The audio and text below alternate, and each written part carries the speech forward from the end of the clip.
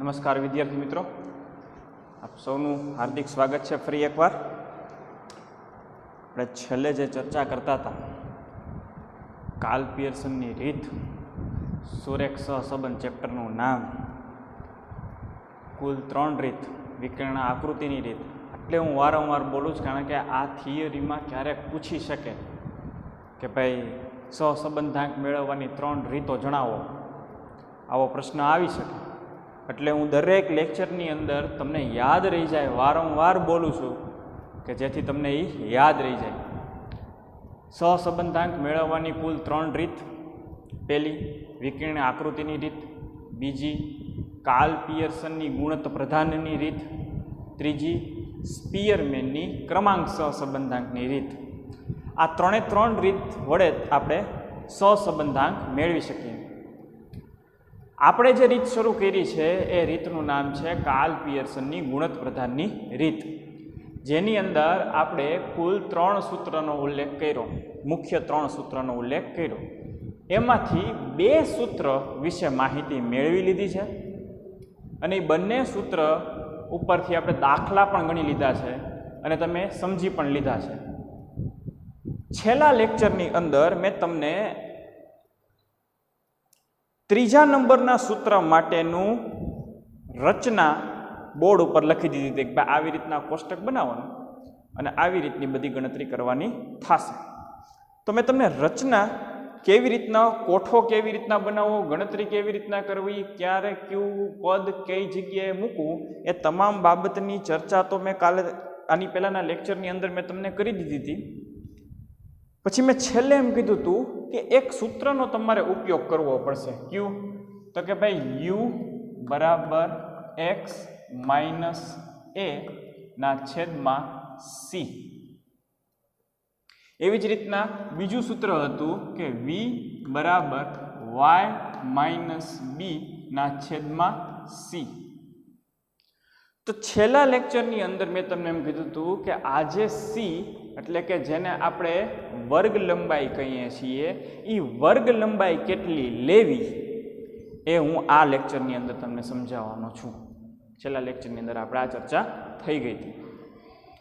તો સી કેટલો લેવો અને કેવી પરિસ્થિતિની અંદર કેટલો સી લેવો એ તમારે વ્યવસ્થિત રીતના સમજી લેવું પડશે. હું અલગ અલગ સિચ્યુએશન આખા બોર્ડ ઉપર લખી દઈશ. એના આધારે આપણે, અને હું સમજાવીશ કે આવી પરિસ્થિતિની અંદર આટલો સી લેવાય અને આવી પરિસ્થિતિની અંદર આટલો સી લેવાય. ક્યારેક એવું પણ બને કે તમારે સી લેવો પડશે નહીં અથવા તો તમે લઈ જ શકશો નહીં. તો એવી પરિસ્થિતિ ઉપસ્થિત થાય. ઇન શોર્ટ, વર્ગ લંબાઈ સી ને લગતી તમામ બાબતની ચર્ચા આપણે આજે આ લેક્ચરની અંદર કરી દેશું. એટલે ક્યારેય પણ ભવિષ્યમાં સી ને લગતી કોઈ પણ તકલીફ આપણને સામે આવે નહીં. ખ્યાલ આવે છે? તો આ છે આજનો આપણો મેઇન ટોપિક કે ભાઈ તમારે વર્ગ લંબાઈ સી કેટલી લેવી. હવે માની લ્યો કે તમને રકમ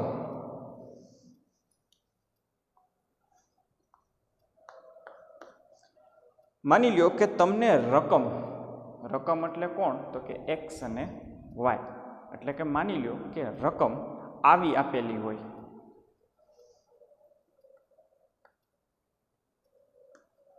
આ શું લખ્યું મેં? એક્સ ઓર વાય. એટલે કે એક્સ અથવા વાય ની રકમ આવી હોય તો સી કેટલો લેવો? એક્સ ઓર વાય, એક્સ અથવા તો વાય ની રકમ જો આવી મળે તો તમારે સી કેટલો લેવો? તો કે ભાઈ રકમ આવી આપી છે 50, 55, 60 ને 65 ને 70. આવી તમને રકમ આપી હોય, કાં તો એક્સની આપી હોય કાં તો વાયની આપી હોય. એટલે મેં લખ્યું છે ઉપર એક્સ અથવા વાય, એનાથી કોઈ ફેર પડતો નથી. પણ તમને એમ કીધું હોય કે આવી રકમ છે કોઈ એક જ ચલની, આપણે અત્યારે ચર્ચા કરીએ, 2 ચલની વાત કરતા નથી. ખાલી સી કેટલો લેવો એ જ આપણો અત્યારે મુખ્ય મુદ્દો છે, બીજો કોઈ મુદ્દો અત્યારે નથી. તો કે ભાઈ આવી તમને રકમ આપી હોય ને તમને કોઈ કેમ કહે કે ભાઈ તમારે વર્ગ લંબાઈ સી લેવાની થાય તો તમારે કેટલી લેવી જોઈએ? તો એક વસ્તુ તમે જોઈ લો, આ બધી જે કિંમત આપીશ ને એ 5ના ગુણકમાં આપીશ. જોઈ લો, 5ના ગુણકવાળી વસ્તુ. 0 અને 5 જેમાં જે સંખ્યાના છેવાડે આવે એ બધા 5ના ગુણક કહેવાય. એટલે કે 5ના ઘડિયામાં આ બધું આવે. ખ્યાલ આવે? તો બધી કિંમત તમારા 5ના ગુણકવાળી હોય તો તમારે વર્ગ લંબાઈ c 5 લેવાની છે. ખ્યાલ આવે? બધી કિંમતને તમે જો 5 હારે ભાંગી શકો એમ છો. જો તમે બધી કિંમતને 5 વડે ભાંગી શકતા હો તો તમારે વર્ગ લંબાઈ c 5 લેવો જોઈએ. ખ્યાલ આવે? બહુ સાદું, સિમ્પલ. માની લો કે આવી સિચ્યુએશન આવીને ઊભી રહી. બીજી સિચ્યુએશન આપું છું, x ઓર y.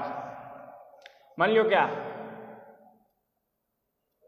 110, 120, 130, 140, 150. માની લો કે આવી રકમ તમને આપે અને તમને એમ કે વર્ગ લંબાઈ લ્યો. તમારે વર્ગ લંબાઈ કેટલો લેવો? તો કે જો એક વસ્તુ પાકી, બધાયની પાછળ એક અહીંયા હું છે ને રકમમાં થોડોક ફેરફાર કરવો એટલે તમને વધારે સમજાય.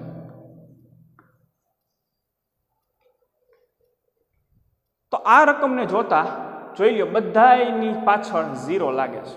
કેટલા 0 લાગે? તો કે બધાયની પાછળ 1 0 લાગે છે. તો કે સાહેબ અહીંયા જો 2 0 છે. હું એની વાત નથી કરતો, હું કોમન 0ની વાત કરું. હા, પેલી રકમની અંદર અહીંયા 2 0 છે, પણ બધી રકમની અંદર 2 0 છે? તો કે નહીં, બધી રકમની અંદર તો 1 જ 0 છે. જ્યારે બધી કિંમતની પાછળ કોમન એક એક 0 આવે ત્યારે તમારે વર્ગ લંબાઈ c જે છે એ તમારે 10 લેવાની છે. જ્યારે તમારે રકમમાં બધા પદની પાછળ એક જ મીંડું કોમન આપેલું હોય તો તમારે વર્ગ લંબાઈ c છે એ કેટલો લેવાનો છે? તો કે વર્ગ લંબાઈ c છે એ તમારે 10 લેવાનો છે. સિચ્યુએશન આગળ વધારીએ, ત્રીજું પરિસ્થિતિની ઉપર જઈએ. તો કે x અથવા તો y આવો આપ્યો હોય 1000, 1300, 1700, 1200 અને 1500. આ પરિસ્થિતિની અંદર તમે જોઈ લ્યો કોમન કેટલા મીંડા નીકળે છે? તો કે ભાઈ કોમન છે ને, કોમન એ 2 મીંડા નીકળે છે. હા, એક રકમની અંદર 3 મીંડા આપેલા છે, પણ કોમન કેટલા મીંડા નીકળે? તો કે ભાઈ કોમન તો 2 મીંડા નીકળે. જો આખી રકમની અંદર કોમન 2 મીંડા નીકળતા હોય તો તમારે વર્ગ લંબાઈ c છે એ તમારે 100 લેવાની થાય. કારણ કે જો આ 2 મીંડા છે તો આમાં 2 મીંડા છે. આમાં જોઈ લો બધામાં 1 મીંડું છે, તો 10માં જો 1 મીંડું છે. ખ્યાલ આવે છે? તો મીંડાના આધારે તમારે વર્ગ લંબાઈ લેવાની છે જ્યારે રકમમાં પાછળ મીંડા આપેલા હોય ત્યારે. ત્યારબાદ માની લ્યો કે x અને y ની કિંમત આવી આપેલી હોય 25,000, 27,000, 35,000, 30,000 ને 21,000. આ રકમ કેટલી થઈ? તો કે હજારોમાં રકમ આપીશ. આ રકમ કેવી? તો કે આ રકમ તમને હજારોમાં આપેલી છે. તો જ્યારે રકમ હજારોમાં આપેલી હોય ત્યારે તમે એક વસ્તુ જોઈ શકો છો કે 3 મીંડા કોમન નીકળે છે. નીકળે છે? હા, આમાં 4 મીંડા છે, પણ બધાયનો તમે પરિસ્થિતિ જુઓ તો 3 મીંડા તો કોમન નીકળે. તો 3 મીંડા વાળું પદ તમારે c લઈ લેવાનું રહેશે. એટલે કે તમારે c કેટલો લેવાનો રહેશે? 1000 લેવાનો રહેશે.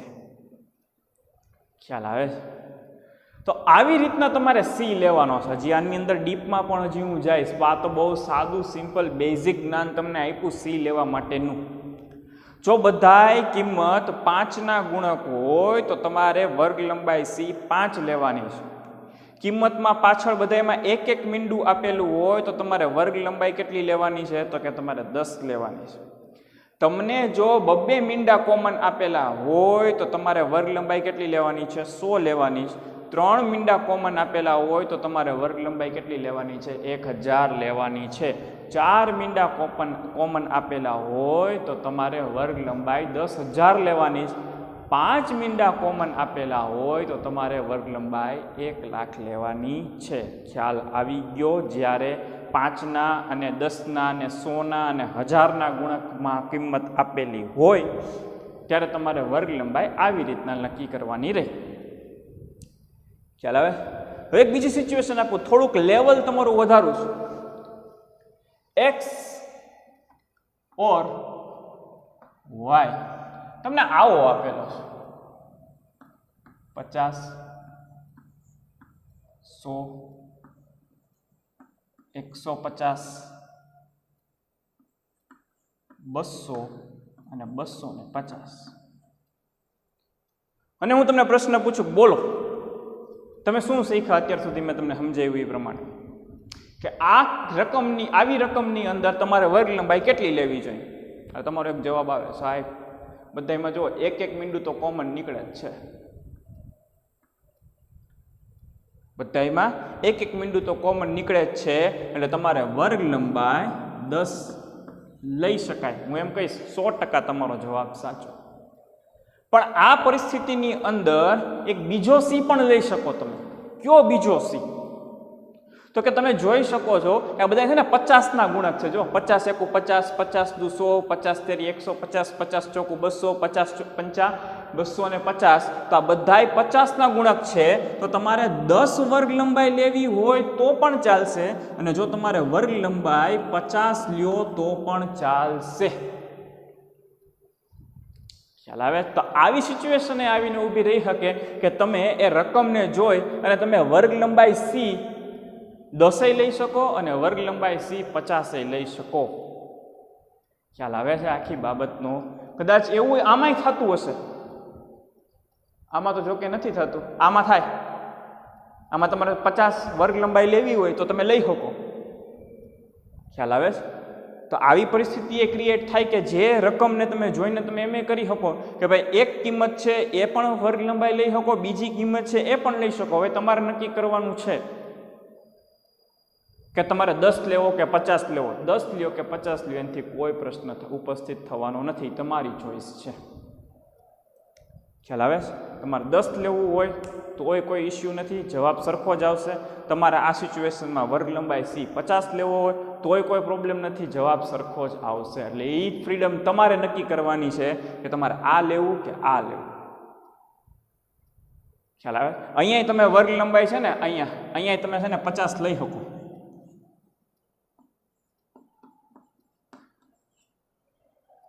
અહીંયા ધારો તો લઈ શકો. જો આ બધા 50ના જ ગુણક છે, તમે બધી કિંમતને 50 ભાંગી શકશો તો તમે લઈ શકો. ખ્યાલ આવે છે આખી બાબતનો? પણ આપણે એટલું સિમ્પલ રાખીએ, આપણે હાવ સિમ્પલ સાદું રાખીએ. જો બધાની પાછળ 0,5,0,5,0,5 આવતું હોય તો તમારે વર્ગ લંબાઈ 5 લઈ લેવી. જો બધાની પાછળ કોમન મીંડા 1 નીકળતા હોય તો વર્ગ લંબાઈ 10 લઈ લેવી.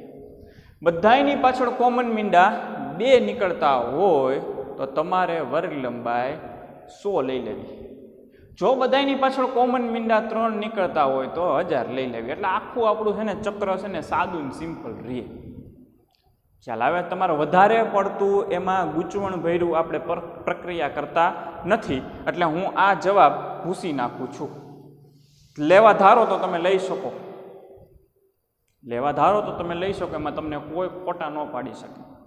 ખ્યાલ આવે? તો આ તો વાત થઈ અત્યાર સુધીની. હવે આ 2 સેકન્ડ માટે હું સાઈડમાં વયો જાઉં. આ કોષ્ટક તમે હેડિંગ બાંધજો, વર્ગ લંબાઈ સી ક્યારે અને કેટલો લેવો એ માટેની માહિતી એવું હેડિંગ બાંધી અને તમે આ કોષ્ટકમાં પાકી બુકની અંદર તમે લખી નાખો 2 મિનિટ હું સાઈડમાં વયો જાઉં, પછી બીજી બાબતોની ચર્ચા આવી જ રીતના પાછી કરવાની છે. બીજી બાબતની ચર્ચા આ જ રીતના કરવાની છે. એટલે હું 2 સેકન્ડ સાઈડમાં વયો જાઉં, તમને આખું બોર્ડ મળે. એટલે હવે માની લ્યો કે રકમ આવી આવે,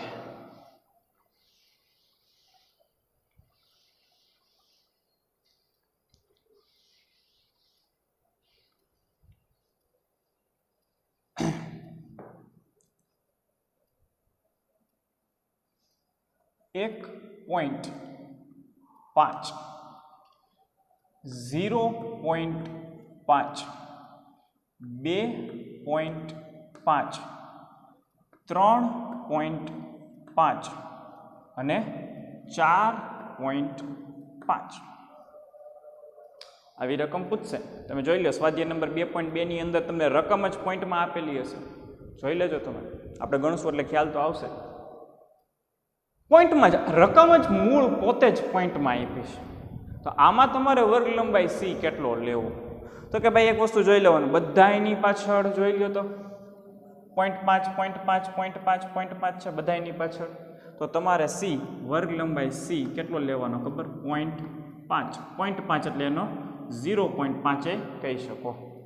બધાયની પાછળ પોઈન્ટ પછીની સરખી કિંમત હોય, બધામાં 5, 5, 5, 5, 5 છે પોઈન્ટ પછી, તો તમારે વર્ગ લંબાઈ સી કેટલો લેવાનો? 0.5.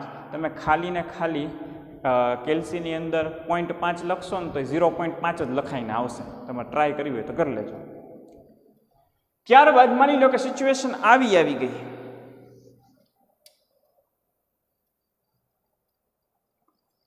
$11.7, 9.7, 17.7, 27.7, 20.7 આવી સિચ્યુએશન આવી જાય.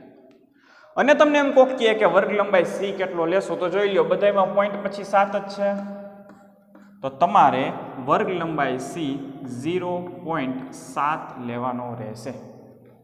જો બધી કિંમતની પાછળ પોઈન્ટ પછી 5 આવતું હોય તો 0.5, બધી કિંમતમાં પોઈન્ટ પછી 7 આવતું હોય તો 0.7, બધી કિંમતની અંદર પોઈન્ટ પછી 3 આવતું હોય તો પોઈન્ટ પછી 0 સી લેવાનો તમારે 0.3, બધી કિંમતની અંદર પોઈન્ટ પછી 2 આવતા હોય તો તમારે સી લેવાનો છે 0.2.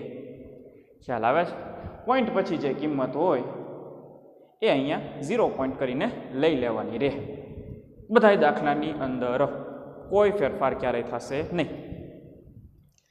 હવે આવી પરિસ્થિતિ આવે કે 10.3, 5.1, 20.9, 22.5 અને 12.4. જો બધામાં પોઈન્ટ પછી અલગ અલગ કિંમત આપી છે. પોઈન્ટ પછી જો આ બધામાં તો સરખી હતી એટલે કાંઈ ઇસ્યુ નહોતો. આમાં તો જો બધામાં જો પોઈન્ટ પછી જો અલગ અલગ કિંમત આપી છે. દેખાય છે? તો જ્યારે પોઈન્ટ પછી કિંમત બધાની અલગ અલગ આવતી હોય તો તમારે વર્ગ લંબાઈ સી તમારે 0.1 લેવાનો છે. જો પોઈન્ટ પછી જો સરખી કિંમત આવતી હોય તો વર્ગ લંબાઈ સી એ પોઈન્ટ પછીની કિંમતને લઈ લેવાનો. આમાં જો સરખી કિંમત આવે તો એ લઈ લેવાનું. પણ બધામાં પોઈન્ટ પછી અલગ અલગ કિંમતો આવતી હોય તો તમારે વર્ગ લંબાઈ કેટલો લેવો? તો કે ભાઈ 0.1. ખ્યાલ આવે છે આખી માહિતીનો? તો આવી સિચ્યુએશન એ તમને આપેલી જ છે તમારે સ્વાધ્યાય નંબર 2.2 ની અંદર. આવા રકમે અને આવી રકમો આપેલી છે. હા, રકમ અલગ હશે. આવા જે પોઈન્ટની જે હું તમને ચર્ચા કરું છું કે બધામાં જો 7 છે તો તમારે 0.7, 5 છે તો 0.5 એવું બનશે કે બધામાં પોઈન્ટ પછીની કિંમત અલગ અલગ હશે. તો તમારે વર્ગ લંબાઈ કેટલી લેવાની રહેશે? તો કે વર્ગ લંબાઈ તમારે 0.1 લેવાની રહેશે. ખ્યાલ આવે છે આખી બાબતનો? તો આવી રીતે તમારે વર્ગ લંબાઈ ગણતરી કરવાની છે. હજી એક સિચ્યુએશન આપો.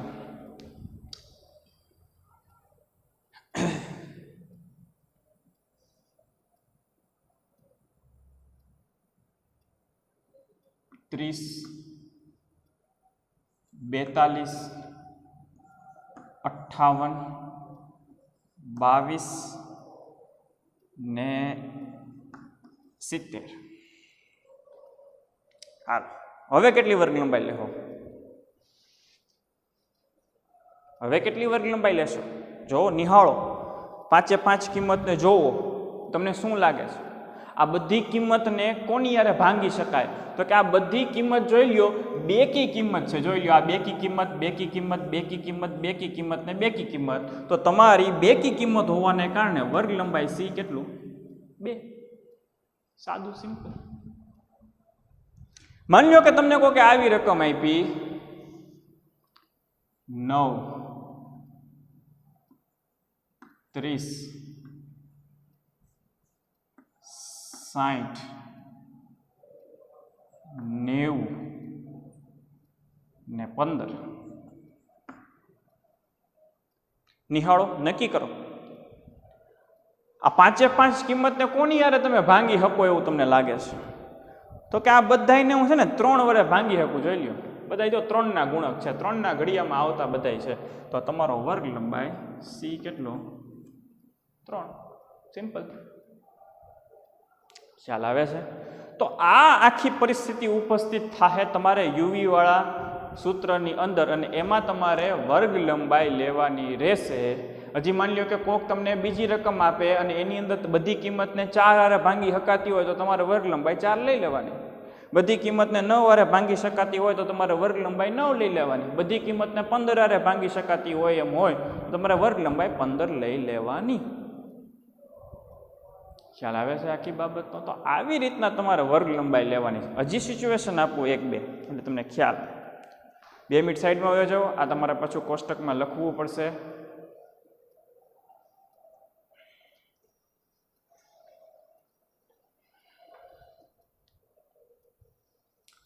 માની લો કે સિચ્યુએશન આવી જાય.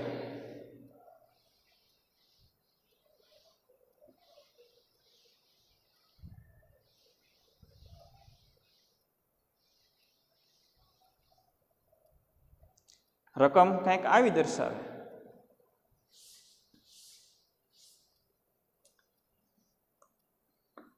એકાવન 43 22 30 ને 65 રાખીએ. જોવો રકમ એકી રકમ એ છે, બેકી રકમ એ દેખાય છે, પાછળ 0 આવતું હોય એવું દેખાય છે, પાછળ 5 આવતું હોય એવું દેખાય છે, પણ કોઈ ક્લિયર એક ટ્રેન્ડ મળતો નથી. ક્લિયર એક ટ્રેન્ડ એટલે બધી કિંમત એકીય નથી, બધી કિંમત બેકીય નથી, બધાય 5 ના ગુણકે નથી, બધાય 10 ના ગુણકે નથી. આ સિચ્યુએશનની અંદર તમે વર્ગ લંબાઈ સી લઈ શકો નહીં. આ પરિસ્થિતિની અંદર જ્યારે તમને ખ્યાલ આવે રકમ જોતા કે ભાઈ આમાં તો એકી રકમ એ બધી નથી, બેકી રકમ એ બધી નથી, બધાય 5 ના ગુણકે નથી, બધાય 10 ના ગુણકે નથી, બધાય 100 ના ગુણકે નથી, એક ક્લિયર ગુણક છે જ નહીં, તો તમે એવી સિચ્યુએશનની અંદર વર્ગ લંબાઈ સી લઈ શકો નહીં. તેમ છતાં હું તમને થોડુંક ક્લેરિફિકેશન આપી દઉં કે તમે આ જે સૂત્ર હોય ને તમારું x માઇનસ a ના છેદમાં આ જે સી લેવાનો હોય ને, તમે કાંઈ સી નો લ્યો ને, સી તમે કાંઈ નો લ્યો ને, તેમ છતાંય એક તો અહીંયા છેદમાં આવી જ જાય. એટલે આ સિચ્યુએશનની અંદર હું એમ કહી શકું કે તમે સી છે ને, સી એ એક લીધેલો છે. તમે કાંઈ નો લ્યો ને તોય એક તો લેવાય જ ગયો હોય. સમજાય? માની લો કે અહીંયા તમે કાંઈ ન લ્યો ને તો અહીંયા એક તો હોય જ, ભલે લખો કે ન લખો એનાથી કાંઈ ફેર પડતો નથી. એટલે હું બે શબ્દમાં તમને કહી દઉં કે આમાં તમે સી લઈ શકશો નહીં, અથવા તો તમે ન લ્યો તોય એક તો આવી જ ગયેલો છે. ખ્યાલ આવે છે? તો આવી સિચ્યુએશન, આવી પરિસ્થિતિનું જ્યારે નિર્માણ થશે ત્યારે તમે વર્ગ લંબાઈ લઈ શકશો નહીં. અને એવું દાખલામાં થાય જ. એવું કાંઈ જરૂર નથી દરેક દાખલામાં તમે સી લઈ જ શકો, કોઈક દાખલામાં તમે નો સી લઈ શકો. તેવું જરૂર નથી કે દરેક દાખલામાં લેવું છે.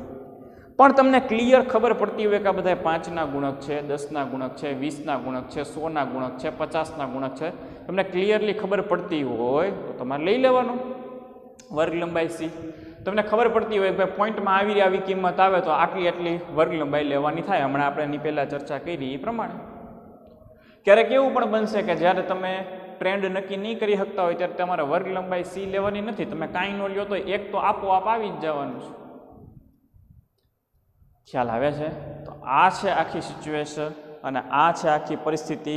વર્ગ લંબાઈ સી ક્યારે લેવો, કેવડો લેવો અને કેવી પરિસ્થિતિની અંદર તમે વર્ગ લંબાઈ સી લઈ શકો એમ નથી.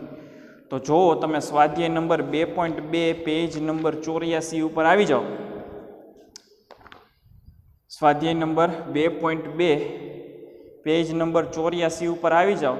તેની અંદર તમને દાખલા નંબર 9, 10 અને 11 દેખાતા હશે. દાખલા નંબર 9, 10 અને 11 દેખાતા હશે.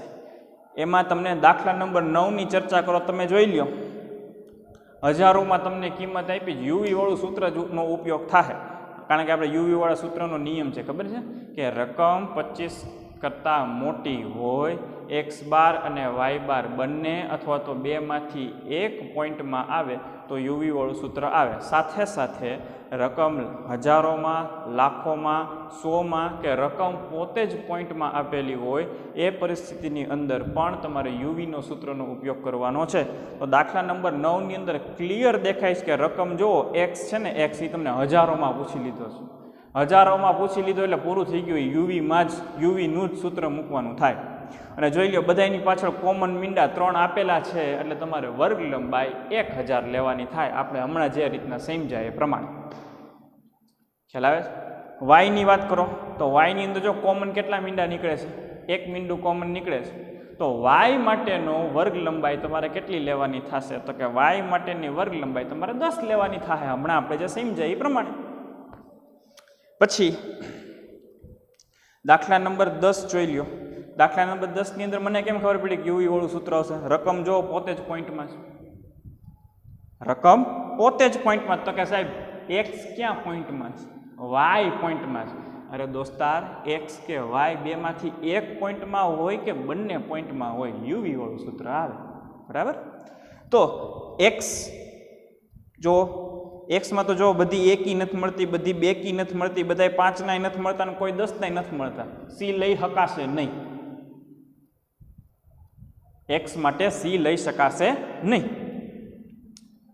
વાયમાં જો વાયમાં જો બધામાં છે ને પોઈન્ટ આપેલા હોય ને ત્યાં બધાની અંદર જ્યાં જ્યાં પોઈન્ટ આપ્યા છે ને ત્યાં બધામાં પોઈન્ટ પછી જો 5 આપ્યા છે. વાયમાં જ્યાં જ્યાં આપણને પોઈન્ટ આપેલા છે ત્યાં બધી જગ્યાએ તમે જોઈ લો પોઈન્ટ પછી 5 આપ્યા છે. અમુક રકમ એવી છે કે જેની અંદર પોઈન્ટ આપ્યા નથી તો આવું આવે. પણ બધાયમાં પોઈન્ટ પછી 5 તો છે જ ને. બધાયમાં પોઈન્ટ પછી કેટલા છે? 5 તો છે ને. તો તમારે વર્ગ લંબાઈ 0.5 લઈ લેવાની. હમણાં આપણે સમજ્યા એ મુજબ. દાખલા નંબર 11 જો. દાખલા નંબર 11 જો રકમ તમને પોઈન્ટમાં પૂછેલી રકમ છે. રકમ જ તમને પોઈન્ટમાં પૂછી દીધેલી છે. તો જ્યારે રકમ જ તમને પોઈન્ટમાં પૂછી દીધેલી હોય ત્યારે તમે જો પહેલી રકમમાં પોઈન્ટ પછી 5 છે એટલે કે 1.5, 2.1, 0.9, 1.8, 1.1, 1.2 એટલે કે પોઈન્ટ પછી બધી કિંમતો અલગ અલગ થતી જાય છે. એનો અર્થ એવો કે તમારે વર્ગ લંબાઈ c 0.1 લેવાની થાય. હમણાં આપણે સમજ્યા એ મુજબ સમજાણું આખું, એટલે આ તમને મેં કોષ્ટક લખી દીધા બધાય, તમને ખ્યાલ આવે કઈ પરિસ્થિતિની અંદર તમારે કેટલો વર્ગ લંબાઈ c લેવાનો. જોઈ લો દાખલા નંબર 11 ની અંદર પોઈન્ટ પછી બધી કિંમત અલગ અલગ આવે છે, એનો અર્થ એવો કે તમારે વર્ગ લંબાઈ c 0.1 આવશે. હમણાં જે આપણે સમજૂતી મેળવી એ મુજબ. વાયમાં જો, વાયમાં જોઈ લો બધાય 5 ના ગુણક છે. જો 60 5 નો ગુણક, 95 5 નો ગુણક, 50 5 નો ગુણક, 75 45 અને 75 બધાય 5 ના જ ગુણક છે. 5 ના ગુણક હોય તો તમારે વાય માટેનો c કેટલો લેવાનો થશે? 5. સમજાણું આખી પરિસ્થિતિ? અત્યારે જે મેં તમને આ કોષ્ટક દ્વારા મેં તમને જે સમજૂતી આપી વર્ગ લંબાઈ c વાળી, એનું અધ્યયન કર્યું, એની બહાર ક્યાંય કોઈ વસ્તુ જશે નહીં. તમને આટલી વસ્તુ જોઈ લેવો અને તમને ખ્યાલ આવી જશે કઈ સિચ્યુએશન અને કઈ પરિસ્થિતિની અંદર તમારે વર્ગ લંબાઈ c કેટલો લેવો. હવે સ્વાધ્યાયના કોઈ પણ કે ઉદાહરણના કોઈ પણ દાખલા આવે ને તમારે કોઈ પણ હવે સમસ્યા થશે નહીં. આ સમજી લીધું હશે તો ખ્યાલ આવે. તો આવી રીતના હજી તો આપણે c કેટલો લેવો એ આપણે હજી પહોંચ્યા છીએ. હજી યુવીનું સૂત્ર મૂકીને દાખલો ગણવાની વાત તો હજી બહુ દૂર રહી ગઈ. હજી તો આપણે c વર્ગ લંબાઈ c કેટલો લેવો એની જ હજી આપણે ચર્ચા કરીએ છીએ. બીજી એક ચર્ચા c ની ચર્ચા અહીંયા પૂરી થઈ ગઈ. વધારે જો માહિતીની જરૂર હશે તો હું તમને ચાલુ દાખલામાં આપી દઈશ. c માટેનો કાર્યક્રમ અત્યારે આપણે જે જોયો એટલો અત્યારે હવે પૂરો થઈ ગયો છે. હવે પછીનો જે ટોપિક છે એ ધારેલો મધ્યક ક્યારે અને કેટલો લેવો.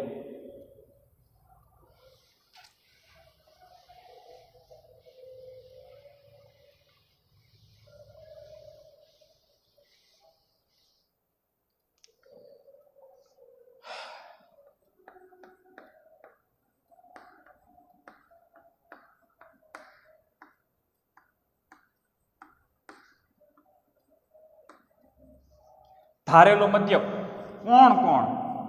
તો કે a ને b.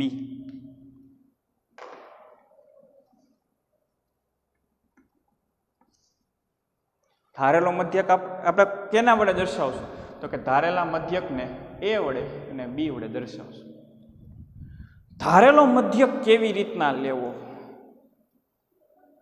તો તમને એક ઉદાહરણ દ્વારા સમજાવું. માની લ્યો કે તમારી રકમ x અને y આવી કંઈક છે. 130 133 140 100 ને 115 આવી કંઈક તમને રકમ આપી છે. x માટેની, y માટેની કંઈક આવી રકમ આપી છે.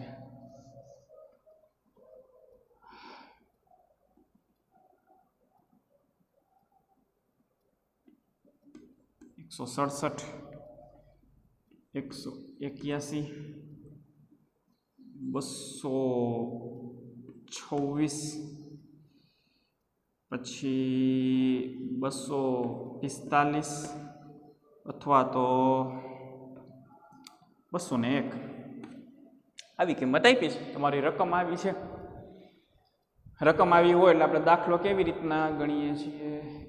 1 2 3 4 5 1 2 3 4 5 રેડી. હાલો તો રકમ કેવી રીતના આવી રીતના આપણે રકમ લખીએ પછી શું કરી નાખીએ તો કે હવે આપણે સિગ્મા x અને સિગ્મા y મેળવી લઈએ. બધા દાખલાની અંદર આપણે આ જ સિચ્યુએશન આવી જ રીતના કામ કરીએ છીએ.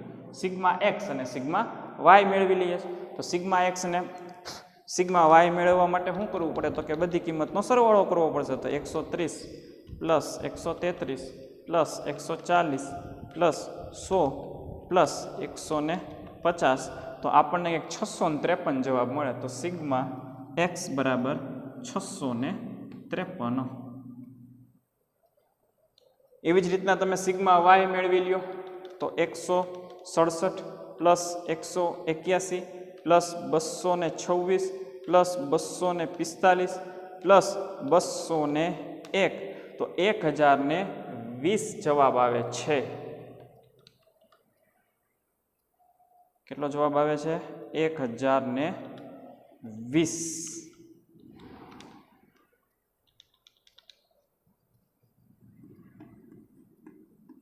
એકવાર પાછું ટેલી કરી લો. 167 પ્લસ 181 પ્લસ 226 પ્લસ 245 પ્લસ 201 1020. તો આ તમને સિગ્મા x સિગ્મા y મળી ગયો. હજી આપણને ખબર નથી કયું સૂત્ર મૂકવાનું. સૂત્ર કોણ નક્કી કરી દે તો કે x બાર અને y બાર નક્કી કરી દેશે. તો x બાર બરાબર સિગ્મા x ના છેદમાં n. તો સિગ્મા x આપ્યો છે તમને 653. તો 653 n કેટલો આપ્યો છે તો કે 1 2 3 4 ને 5. તો n 5 કરો ભાગાકાર. તો 653 ભાંગા 5 કરીએ એટલે આપણને જવાબ મળે છે કેટલો? 130.6 પોઈન્ટમાં જવાબ આવ્યો.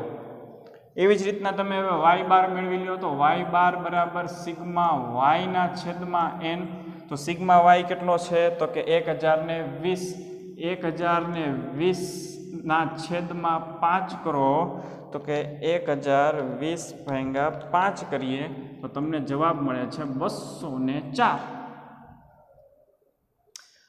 કયું સૂત્રનો ઉપયોગ થશે તો કે ભાઈ ત્રીજા નંબરના યુવી વાળા સૂત્રનો ઉપયોગ થશે. શું કામ તો કે રકમ 30 કરતાં મોટી છે, રકમ 25 કરતાં મોટી છે અને x બાર અને y બાર બંને અથવા તો બેમાંથી કોઈ પણ એક પોઈન્ટમાં આવે એટલે તમારે યુવી વાળા સૂત્રનો ઉપયોગ કરવાનો થાય. આવું આપણે કેટલા સમયથી બોલીએ છીએ અને જાણીએ પણ છીએ. હવે પાકું થઈ ગયું કે ભાઈ યુવી વાળું સૂત્ર મૂકવાનું થાય. તો કે યુવી વાળું સૂત્ર મૂકવાનું થાય એટલે એક કોષ્ટકમાં તમારે આવું બનાવવું પડશે. u બરાબર x માઇનસ a ના છેદમાં c અને v માટે તો કે v બરાબર y માઇનસ b ના છેદમાં c. તો કે ભાઈ આ a અને b કોણ છે તો કે a અને b ધારેલા મધ્યક છે.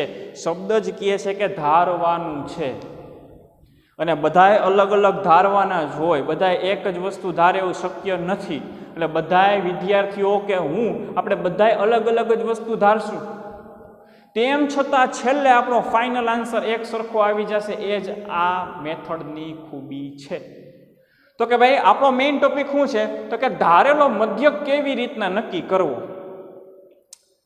આપણો મેઇન ટોપિક શું છે તો કે ધારેલો મધ્યક કેવી રીતના નક્કી કરવો. તો એની માટે હું તમને એક થોડુંક નાનકડું એક વાક્ય સમજ માટે લખી દઉં. ધારેલો મધ્યક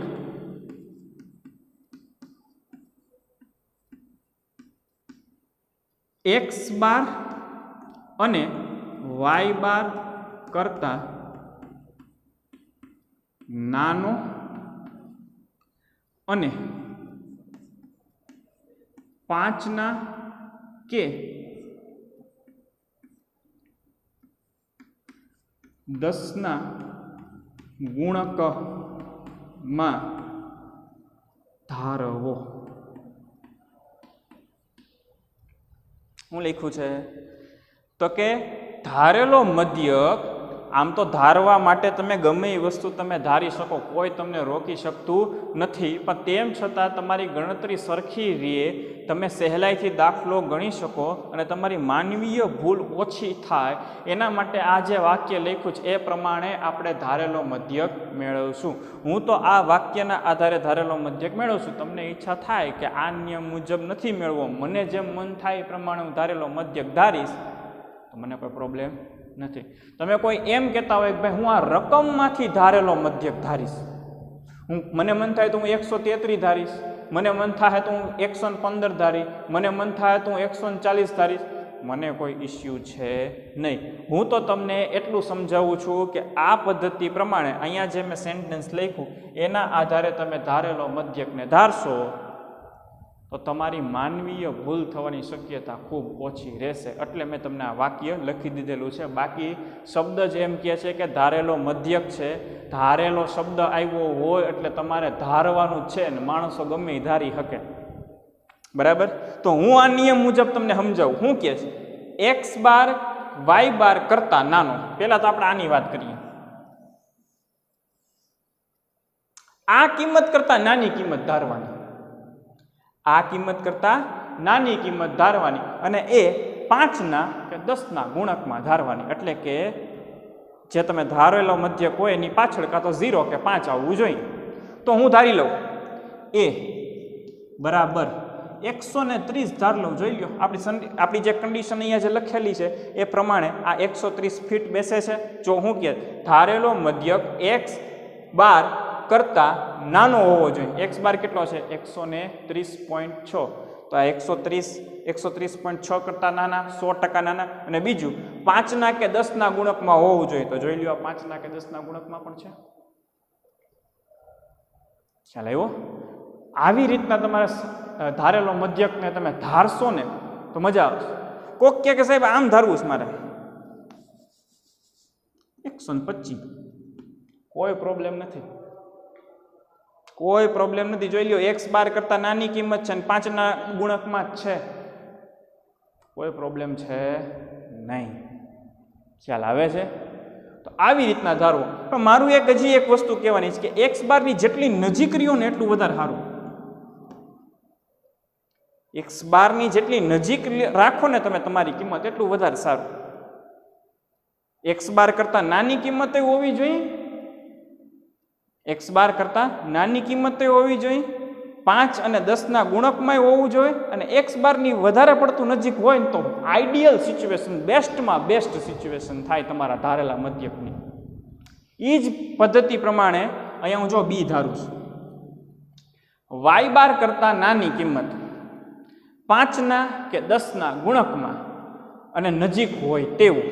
તો જો હું 200 ધાર લઉં તો જોઈ લો ત્રણેય વસ્તુ આપણી સંતોષાય છે. 200 ધારી લઉં તો આપણે 3 જે આપણે કન્ડિશન રાખી છે 3 કન્ડિશન સિચ્યુએશન થાય છે. y બાર કરતાં નાની કિંમત છે, 5ના કે 10ના ગુણકમાંય છે અને y બારની સૌથી નજીકે યાદ છે. ખ્યાલ આવે છે? તો આ પદ્ધતિ મુજબ તમે જો ધારેલો મધ્યક a અને b ધારશો તો તમારે દાખલાની અંદર કોઈ પણ જાતની ભૂલ થવાનો અવકાશ સૌથી ઓછામાં ઓછો રહેશે. બાકી તમે તમારી રીતના છૂટા છો, તમારે ધારેલો મધ્યક ગમે ત્યાંથી ગમે એવડો ધારી શકો એમ છો. એની માટે કોઈ રિસ્ટ્રિક્શન કે પાબંદી નથી. એનો શબ્દ જ ધારેલો, એટલે કે તમે ધારો તો ગમે એ ધારી શકો. પણ તમારી ભૂલ ઓછી થાય એની માટે મેં તમને આ લખી દીધેલું છે કે આવી રીતના જો તમે ધારશો ધારેલો મધ્ય તો તમારી ગણતરીની અંદર અથવા તો માનવીય ભૂલ થવાની શક્યતા ઓછામાં ઓછી રહેશે. ખ્યાલ આવે છે આખી મારી કહેવાનો ભાવાર્થનો? તો આ હતો આપણો ટોપિક.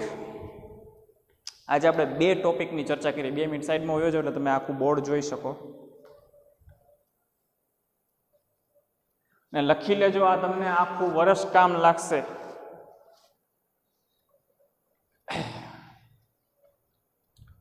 તો આ હતો આજનો ટોપિક. આ ટોપિકની અંદર આપણે 2 બાબતની ચર્ચા કરી કે આ જ્યારે સૂત્ર મૂકવાનું થાય તો આ સૂત્રની અંદર વર્ગ લંબાઈ c પણ આવે છે.